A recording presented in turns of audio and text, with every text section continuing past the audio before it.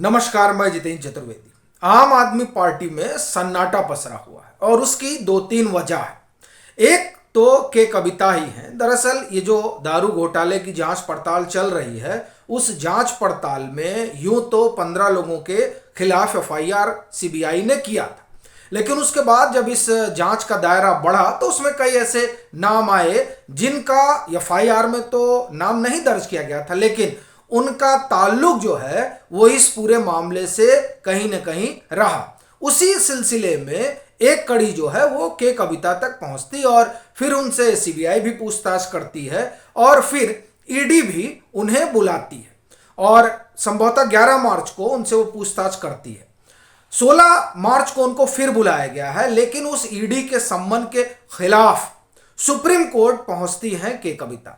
और वहां ये कहा जाता है कि दरअसल जो ये केंद्र सरकार है, सत्ताधारी दल है, वो नाहक ही जो है परेशान कर रहा है और जिस मैटर में उन्हें सम्मन किया जा रहा है उसमें कुछ रखा नहीं है। क्यों नहीं रखा है? क्योंकि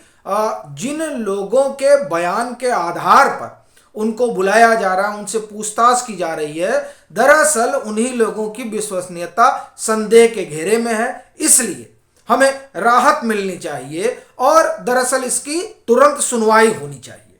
क्योंकि अब 16 मार्च को बुलाया जाना है, 16 मार्च को उनको पहुंचना है। लेकिन सुप्रीम कोर्ट कहता है कि नहीं साहब, अब आप 24 मार्च को आइएगा, हम इस पर तुरंत सुनवाई नहीं कर सकते हैं। अब आप इसमें गौर करिए कि के कविता जिन दो लोगों की या जिनके बयानों की बात कर रही हैं, उसमें एक बयान अरुण रामचंद्र पिल्लई का है। अरुण रामचंद्र पिल्लई ने ही ईडी के सामने ये कहा था कि किस तरह से इन लोगों का संबंध है और जो इंडो स्पिरिट कंपनी है उसमें वो के कविता के फ्रंटमैन है, ऐसा उन्होंने ईडी के सामने रखा।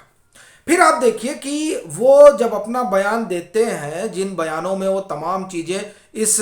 दारू घोटाले से जुड़ी हुई बताते हैं और उसमें जो साउथ लॉबी है उसका किस तरीके का अपना भूमिका है उसको वो बयान करते हैं और फिर वो ये भी बताते हैं कि किस तरह का इन लोगों का अपना संबंध है। ये तमाम चीज़ें बताने के बाद वो जो है कोर्ट जाते हैं और कहते हैं साहब कि हमारा जो है ये बयान हमसे ऐसे दिलवाया जा रहा, मतलब ईडी जबरदस्ती दिलवा रही है। बाद में क्या होता है कि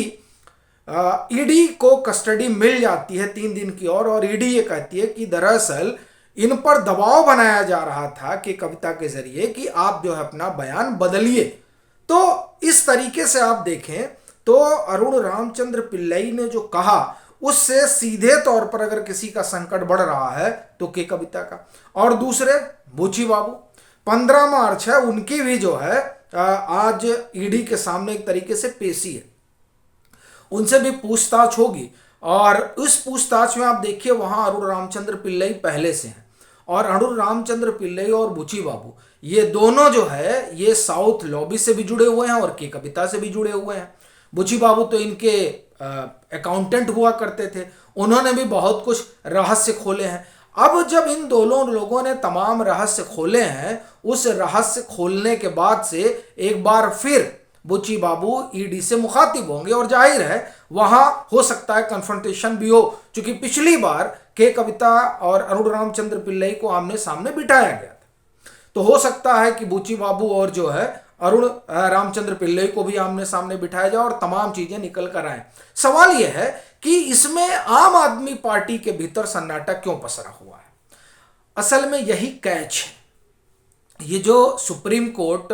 के कविता जाती है उससे एक चीज समझ में आती है कि 16 मार्च को जो ईडी ने उन्हें तलब किया है, उनको इस बात का डर है कि कहीं ऐसा ना हो कि ईडी उन्हें हिरासत में ले ले। पिछली बार भी जब वो 11 मार्च को गई थी तो पूरी एक टीम तैयार थी वकीलों की कि अगर ईडी हिरासत में लेती है तो तुरंत जो है पहुंचा जाएगा कोर्ट। अब 16 को बुलाएगा तो फिर उस तरह की आशंका तो है ही है। एक और दूसरा बड़ी चीज ये है कि अगर के कविता को हिरासत में लिया जाता है और मान लीजिए कि हिरासत में नहीं भी लिया जाता है, पर वो जब 16 मार्च को बयान देंगी, वह पूछताछ होगा, उस पूछताछ में वहां अरुण रामचंद्र पिल्लई भी होंगे, बुची बाबू के बयान भी होंगे और वहां पर मनीष सिसोदिया हाई हैं। तो क्या इन सब को बिठाकर वहां पर कन्फ्रंटेशन होगा? और फिर वो बात जिसमें यह कहा जाता है कि अरविंद केजरीवाल मनीष सिसोदिया से के साथ के कविता की अच्छी पॉलिटिकल अंडरस्टैंडिंग है एक, और दूसरा ये कि वो जो मीटिंग हुई थी, जिस मीटिंग में 100 करोड़ वाली बात हुई थी और जिसमें यह भी तय हुआ था कि जो दिल्ली का बाजार है दारू वाला, उसमें एक अच्छी हिस्सेदारी हो, उस हिस्सेदारी के एवज में ये पैसे गए, और फिर वो उसी, आप ये कहें कि उसी जो बाजार है उस बाजार का लाभ लेने के लिए ये जो कमीशन है वो 5-6 से 12% हो जाता है। ये तमाम चीजें वहां पर आमने सामने होने पर सामने आएंगी। तो जाहिर है कि जब वो सामने आएंगी तो उस सामने आने में के कविता की अगर पॉलिटिकल अंडरस्टैंडिंग है तो मनीष सिसोदिया तो पहले से ही है अंदर। अरविंद केजरीवाल का भी नाम आएगा क्या? यह सबसे बड़ा संकट है आम आदमी पार्टी और उसके अगुआ के सामने, कि अगर के कविता 16 मार्च को हिरासत में ली जाती हैं या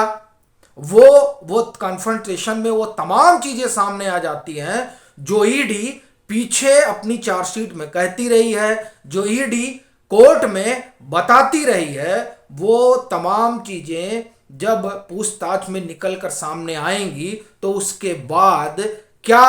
अरविंद केजरीवाल का भी नंबर लग जाएगा? दरअसल यही बात है जो अरविंद केजरीवाल को भी सता रही है। इसीलिए आप देखिए कि वो किस तरीके से प्रधानमंत्री पर हमलावर है, और हमले का आलम इस कदर कि उन्होंने, आप ये कहे कि तमाम तरह की गरिमाओं को तार तार कर दिया है, और अब ये कहने लगे कि पीएम पढ़े लिखे होते तो ऐसा होता वैसा होता। अब अरविंद केजरीवाल से कौन कहने जाए कि आपने तो पढ़े लिखों की बड़ी टोली बना रखी थी,